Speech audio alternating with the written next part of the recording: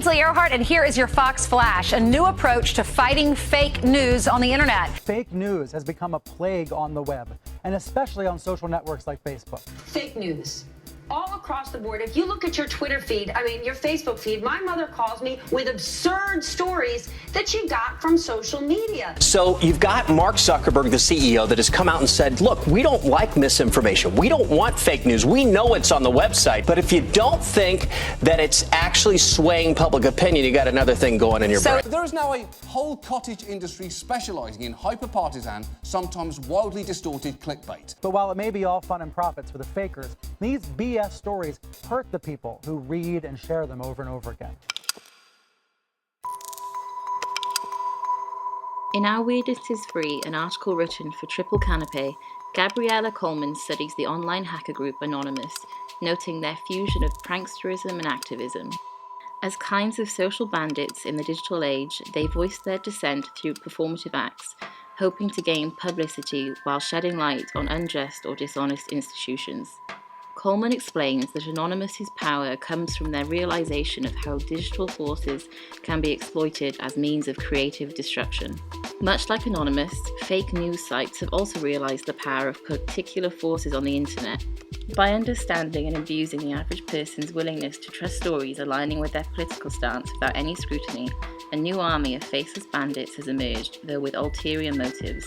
Utilizing clickbait headlines, half-truths, and the virality of the shocking, they have created a new kind of business, one that attracts millions of views every day and continually distorts our reality.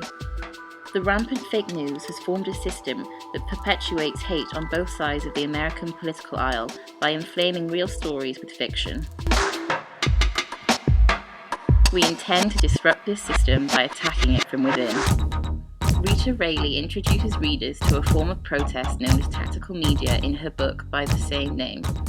She argues that authoritarian structure cannot be smashed, it can only be resisted. The aim of this kind of short-term and performance-based dissent isn't to create revolution, but rather to provoke critical thinking and critique of the dominant system. They handed us a domain name, gwbush.com, and asked us if we might like to make a website that was critical of George Bush. So we went to Bush's website and looked at it, and it turned out to be full of strange hypocrisies. Like, for example, he called himself the environmental governor of Texas, but we looked a little closer at his record and found out that he had actually created the most polluted state in the country because he dismantled the clean air laws while he was there. We thought, well, this kind of hypocrisy we can easily poke fun at by making a satire website. And we made the satire website. It looked exactly like Bush's, except for a few key differences. Like there was a photo on the banner. Instead of him and his wife in front of the Capitol building in Texas, we showed him pointing the finger at black people. And this seemed to get him a little bit angry. The Yes Men are an example of a particular kind of tactical media, a strand known as parasitism. To draw from Michel Schehr's conception of the parasite, far from transforming a system, the parasite makes it change states differentially. It inclines it. It makes the equilibrium fluctuate. It dopes it. It irritates it. It inflames it. Often this inclination has no effect, but it can produce gigantic ones by chain reactions or reproduction. The Yes Men utilize this form of protest for political and social activism through culture jamming. The Yes Men operate under the mission statement that lies can expose truth. The duo infiltrated a system in order to disrupt and weaken it. Their performance conveys an important message that provokes critical thinking. The reason we do it is so that people who read Bazaar magazine or the New York Times or Fortune or Harper's can read about it in the mainstream press. I mean, this is how millions of people could read about it and potentially get turned on to some of the ideas of anti-globalization.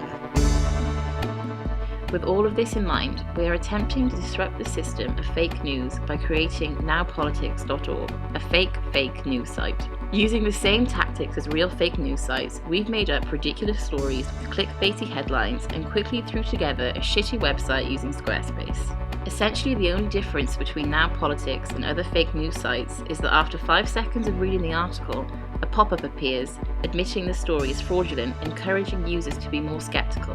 Our mission is simple.